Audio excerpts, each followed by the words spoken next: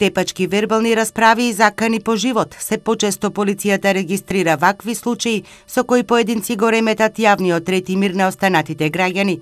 Надлежните ги евидентираат случаите кои годинава според нивната статистика, а во однос на истиот период лани се зголемиле, а тие поднеле за 48% повеќе прекршочни пријави на подрачјето на полициската станица Штип.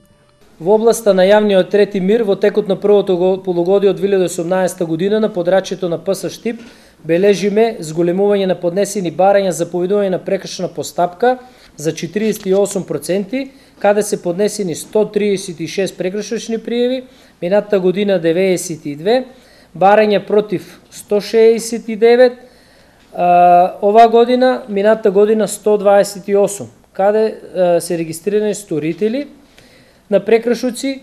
Малтретирање, вербални расправи кои кулминираат во тепачки, се користат тврди предмети, информираат од полицијата, но и секири како што беше последниот случај во Беровско, во Тепачка меѓу тројца жители, од кои еден го извлече по дебелиот крај.